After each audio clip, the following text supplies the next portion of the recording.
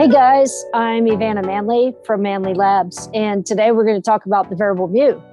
Now, the variable mu has been around for an awfully long time, but some people don't really know what the history of that unit is. Where did it come from? So I'm going to tell you all about that today. So mu is a Greek letter, and in the tube world, we call that gain. That's what mu means. And we pronounce it kind of like a mewing cat, mew. Not necessarily like what a cow says, moo. So the term variable mu actually came from inside one of those old vacuum tube books. Manufacturers of the vacuum tubes, they used to produce books of specifications. And one of these tube types that has the grid that's spaced differently in the center than it is on the edges, that type of tube is called a variable mu dual triode. This tube is elegantly able to change its own gain depending on how we bias it. So the first Manley variable mu was initially called, a very exciting name, of the limiter compressor amplifier. And it was a mono unit. And originally it was in a 1.5U chassis size case. David Manley developed it based on a very obscure Danish broadcast unit called a DISA. And it was a cassette limiter that was used primarily for the Danish broadcast. And it was a very classic tube limiter from the 50s or 60s. And David had one of these things, and he sought to kind of make something that was similar to that. The first stereo variable mu unit, that's where the name variable mu got put on the faceplate. That was developed in our first year at Manley Labs in 1993, after we had separated from the prior company. We'd been making these things for an awfully long time. Okay, so over the years, we've come up with some secret and not so secret modifications.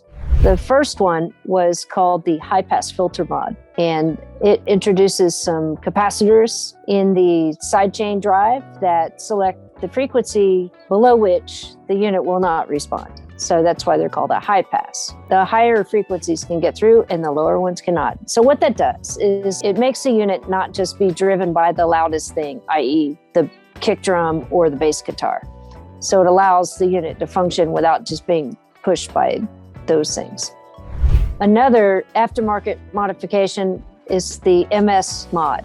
On old Fairchilds, you might have seen that as vertical lateral. You can make the overall result more mono sounding by compressing more of the out of phase information, or alternatively, you can make something sound a lot more wide by compressing the mono information and leaving the out of phase information untouched. It all relates to the phasing information when you're having to cut a record. In the old days, of course, if you have something that's way too stereo or way too out of phase, you're going to actually create lift outs in the record. So you want to purposely keep things a little more mono.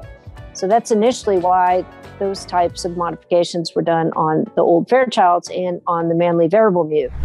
The TBar mod. Back in the 1990s, we had tons of 6386 dual triodes. And those are the exact same tube that's used in the old Fairchilds. And of course, everyone loves that tube. It's a true variable mu tube. That means it has a variable pitch grid spacing. It's a real variable mu tube. So we initially were using those until they all ran out. And as you know, they're very hard to get these days. So we replaced that tube with another tube. Now, some people are like, but the old tubes were just so much smoother sounding, and I could compress more before I would really hear it. So Paul, who's our service guy, he developed a thing called the TBar mod, where he's using two remote cutoff pentodes, wired as triodes, so two separate bottles that plug into a board that plugs into that original 6386 socket. If you're digging really deep, like 6 to 10 or more dBs of limiting or compressing, and you want it more smooth down there, then go for the TBar mod.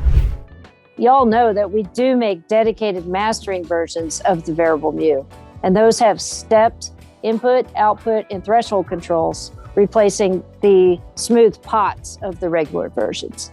Those switches are gold contact switches with 1% metal film resistors, so you have precise recallability and exact repeatability. And we know you mastering guys really like that kind of precision. So we wanted to make a unit that reacted like the variable mu, but didn't have this overbearing, thick tone to it. So we decided to combine the front end of the variable mu, that's the input transformer, and the TBar mod as stock with an all discrete solid state output stage and transformerless output stage. So it combines the action of the variable mu with a much more neutral overall tone. This is really well suited for, modern music where you want it cleaner overall. You don't want this giant footprint of the original variable mu all over the place. You want it more neutral. You want cleaner, punchier bass, etc. So as you know, we've been building these things for an awfully long time, and there's a very long history of Manley variable mus out there. And I can't cover it all right now for you, but if you need more information, be sure to head on over to www.manley.com, and you'll find a whole ton of information on our website. Thanks for watching.